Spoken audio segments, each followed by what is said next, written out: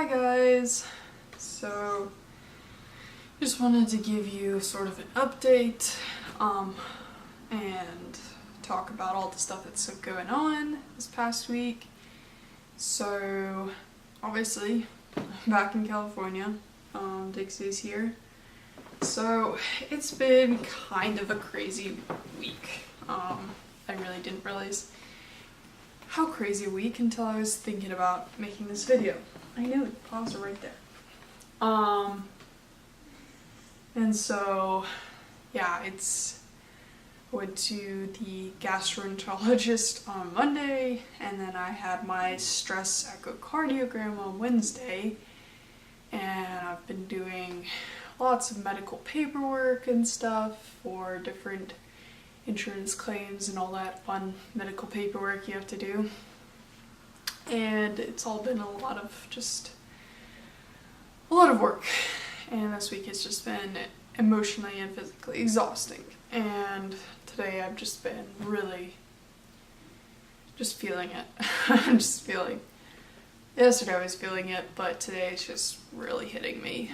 I think it's just like the aftermath of actually getting diagnosed, going to all these doctors, realizing my new limits, the impact it has on my life and my family, and just really sort of having to deal with all of that, and coming to terms with it is not exactly easy for me right now because I still have so many hats, I guess, in the air, because there's still so much I'm trying to figure out and get treatment sorted and stuff like that. So I guess we'll just start at the top with Monday. I went to the gastroenterologist, and we talked about medicine I'd been on and if that was helping anything, and it really hasn't helped too much, so he put me on a higher dose of the dicyclomine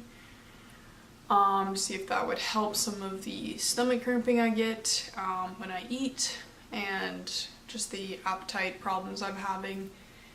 And so his big question was whether or not I wanted to have a colonoscopy to so my dad actually has Crohn's, which is a disease in your intestines, causes chronic inflammation and pain and a lot of different problems like that. I'm not sure I'm exactly explaining it great, but so anyways, so he wants to see if I have that. So at the appointment we didn't necessarily say I was going to have a colonoscopy, but on Friday I called the office and said, because I talked to my dad and figured, asked him what he thought and whether or not I should go forward with that or not, which is also due to the fact, so I got my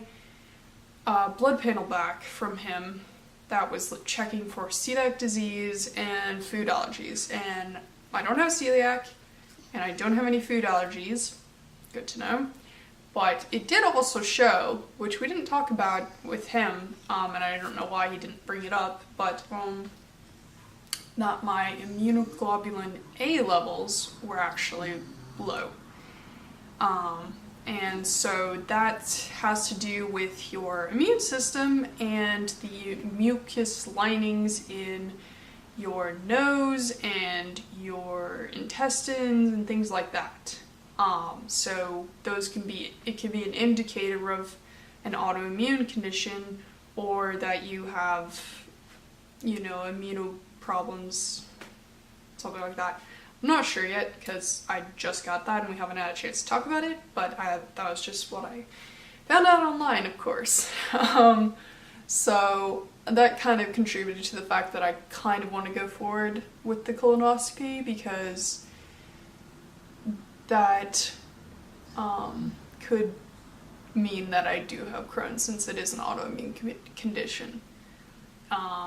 I haven't got my blood panel back from the EDS doctor, which she was checking for autoimmune antibodies and such, so I'm waiting for that to come back. Hopefully, I'm gonna call her on Monday, see if that's come back, because obviously if I have the antibodies, that will be a big thing. So that's kind of not great, so I'm gonna schedule a colonoscopy here in the next, whenever they have the next available appointment, I guess. And so that's what's going on with the gastrointestinal stuff. So in the last video, I think I mentioned that I was having a lot of back and hip pain. So I actually sort of fixed a little bit of my hip pain. So the x-rays came back as unremarkable, which in medical terms means there's, nothing that they saw in the x-rays. So I don't have anything like that, but I was still having a ton of hip pain. So I wanted, my next PT appointment is this next Tuesday, so I was it's a little bit of time. So I went and got a massage, and I got a trigger point therapy massage, and the lady did an amazing job. So what she was saying was that my piriformis muscle was actually pinching my sciatic nerve, which is why I was actually having pain shooting down my leg and up my back, which was really painful. This is like sharp shooting pains, which was just horrible stuff. It's not obviously fully fixed, but it feels so much better. After that massage, my hip just was, I could walk without a limp. So that was really great. My SI joints in my back still hurt, but they're manageable. They're not don't want to move now, so that was great. So that's a little bit better. I still need to get this SI joint brace, but I'm going to talk to the PT about that on Tuesday, and along with all of this new stuff from the EDS diagnosis. I'm sure we're going to have a bit of a conversation. So that's all of that. So with the cardiologist on Wednesday, I went to get the stress echocardiogram. So before we even started the exam, so you have to fast for 4 hours before, and you're only allowed to have small amounts of water, which obviously with POTS is very problematic. So by the time I got there, I was, obviously I wasn't super bad, but I wasn't feeling great either. And so the stress echocardiogram, you have to walk on a treadmill that's at an incline, and then they increase it and pretty much till you can't do it anymore. And then they lay you over flat real quick and do an echocardiogram to see your heart right after exercise. And they do an echocardiogram before to see what it's like, at rest. So I got in there, they took my blood pressure and put all the leads on me. And my blood pressure was already hypertensive at that point. So that was a great start. But, no food and barely any water, that's what happens. And then we started on the low level, and they said, tell them when you have any type of symptoms. And so I was we're on the first level, and I was like, does, shortness of breath count? And they're like, are you already short of breath? And I was like, yeah. And then, you could tell because someone's breathing hard. And my heart rate was I think it was 130 just walking. And that was the first level. An incline walking, it was at 130. And then they turned it up a bit, and my heart rate went up, and they were taking my blood pressure. My blood pressure actually goes up a bit. I think at the highest it was 140 over 100 or something. I wasn't looking at it on my blood pressure the whole time. I think it was probably higher than that, but it was up there because I was having a really hard time breathing and just keeping up with it. And they're like, you know, we need to get 85% of your max heart rate, which my max is like 190, I think. And so 85% is like, I think, I don't know, when I looked at it, when the last one was like, it was like 150 something or whatever. And yeah, I was at that pretty quickly. That was like less than 10 minutes. And so like we did the second level for like a minute, and then we did the third level, and they're like, okay, keep going if you can, you know. And I was like super short of breath at that point and having palpitations and getting a little dizzy, and they're like, okay, we're at 85, and they like pulled me off the treadmill and put me on my side so they could do the echocardiogram. And so she did the echocardiogram, looked at all of it, and didn't see any like actual abnormalities in my heart. So my heart was really good. She even said, she was like, yeah, you know, your heart at, you know, exercise looks really great. Like, you can tell you're actually, you know, did exercise a lot. Okay. Before my POTS. And so that was really great. But she was like, yeah, you definitely have some, you know, autonomic dysfunction. And, you know, because someone my age should definitely not have a heart rate that high just walking on a treadmill. She was like, yeah, you know, your heart rate's supposed to increase with exercise, but not this much. And then she like, the minute I got down on the table, my heart rate just like dropped like rapidly. She's like, whoa, this is, I don't think she'd ever seen someone's heart rate drop that fast. Cause she only has like, she told me she only has like one other patient that has, same kind of thing.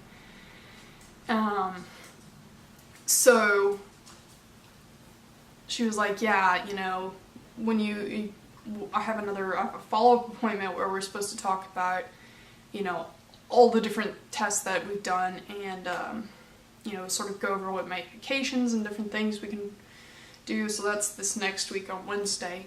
And so we're gonna talk about all that, but, you know, she's like, yeah, you definitely have some autonomic dysfunction going on. So hopefully this next week we'll be able to, sort out medications / I'm hoping, because the EDS doctor said, you know, one of her recommendations for POTS was to do some IV saline for like 2 weeks. So I'm hoping to do some of that, because I've heard really great things about IV saline, and I want to try that. And if it, you know, has that great effect on everyone else, you know, I'd really like to see if it has a good effect on me, because getting back to my life would be really great. But, you know, it's no miracle cure. And, you know, obviously you'd probably have to continue doing that, and that goes down a whole nother line of trouble of central lines and different things that, you know, not great. But, you know, if it works, I guess there's no, I mean, there's lots of downsides, but, you know, anyways, we'll try medications. Obviously I just really don't have a great reaction to medications, but I did get a pharmacological genetics test at the EDS doctor, which I got back the results from. It's for like different pharmacological medications, and it tells you which ones that you react well to, or you should avoid, or, you know, alternatives and such. So I like cannot deal with SSRIs, which I kind of already learned when I was much younger, because I went on this, I think it was citalopram when I was like in college, and I went off the deep end on that one within like 2 weeks.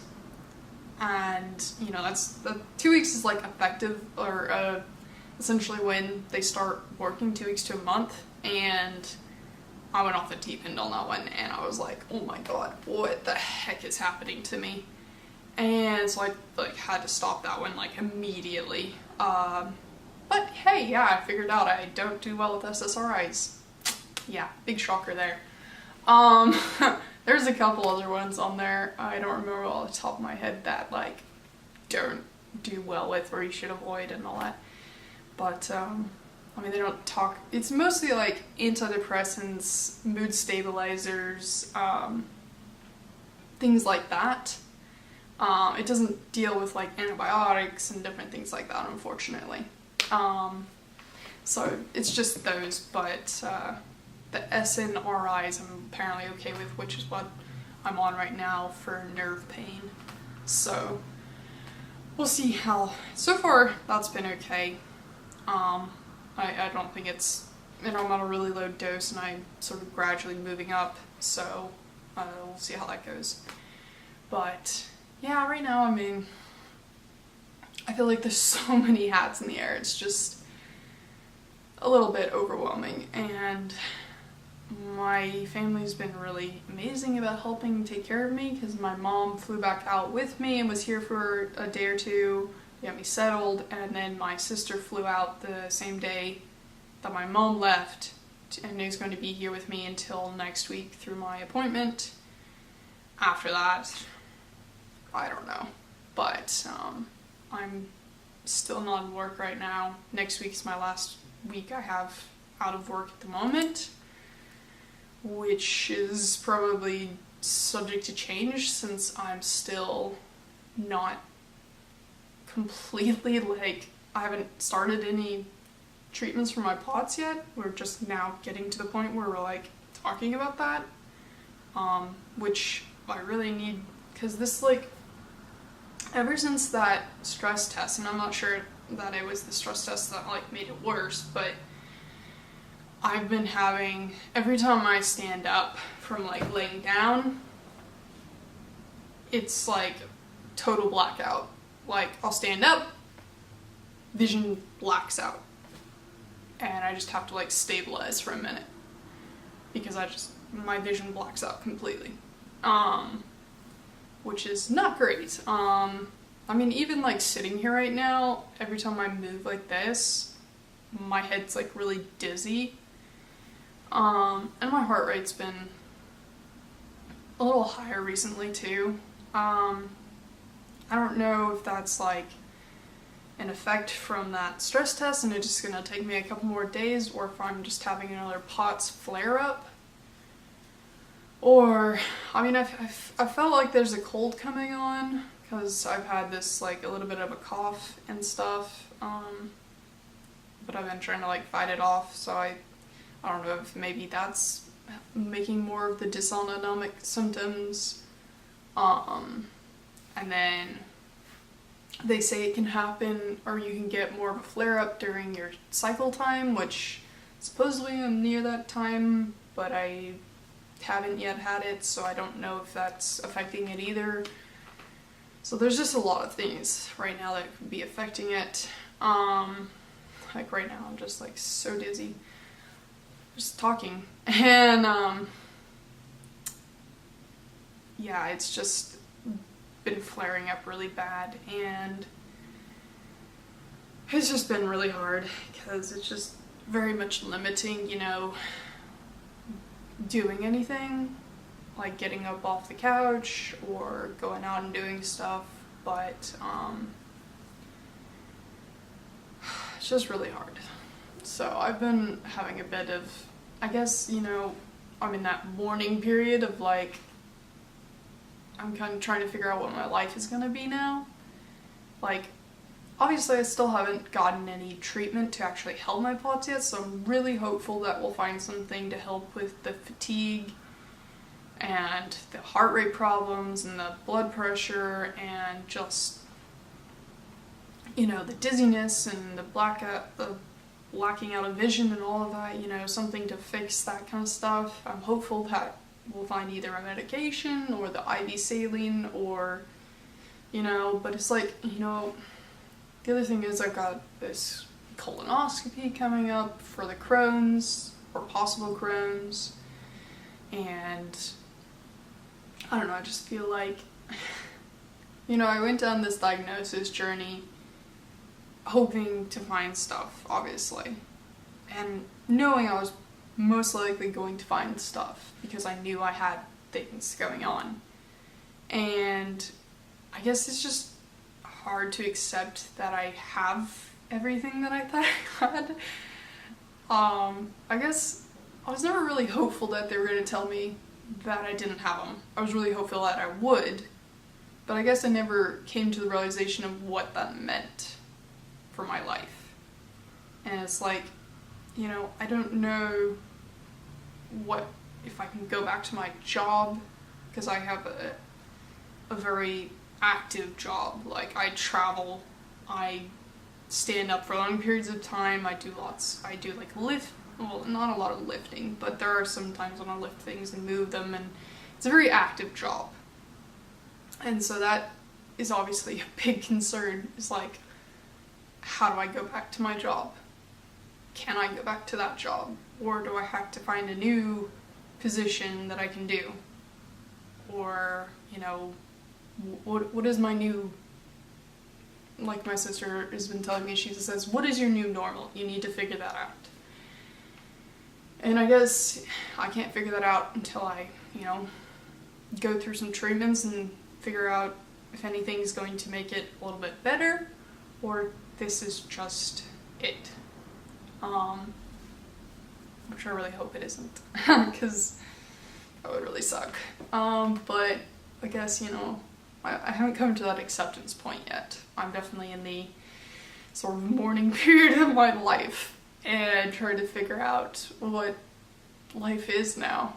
You know, it's there's so many deadlines for me coming up, like my apartment is supposed to renew, well, not renew, but, you know, figure out if I want to live here another year.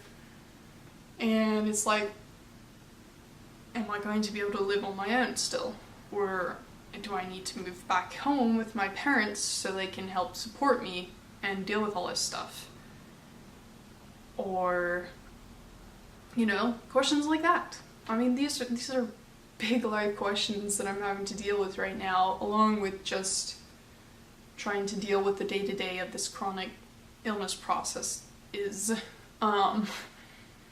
there's so many questions right now, and so much, like, confusion and frustration and not understanding, like, what am I supposed to do? Like, what do I tell people? How do I deal with this? And I don't have any answers. And I'm really at a loss for how I'm supposed to deal day to day with all of this. But have my pupper, who's over there trying to, like, she's just chewing on her blanket. And, you know, my family has been pretty amazing, and they've been supportive, but, you know, it's I live in California and they live in Texas, so, you know, they had to fly out here with me, and that's a lot. So that's problematic, and I have been somewhat of a mean jerk recently to them, because I haven't been feeling great, obviously, and I should just say thank you more to them, but it's been really hard, and I really am thankful for them, and I do not tell them that enough, and I try to, but I need to work on that.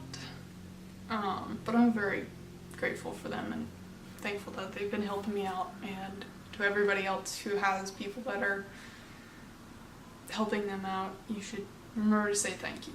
Remember that they're putting a lot on hold and working a lot harder than you realize to deal with all your stuff as much as you are. And make sure you say thank you to them, because it's just as hard on you as it is on them. And yeah. But anyways, we'll end that on a good note. So thanks for watching. Remember to like and subscribe, and we'll have more videos up about what's going on. Hopefully I'll get some good news next week, and I'll let you guys know. Bye!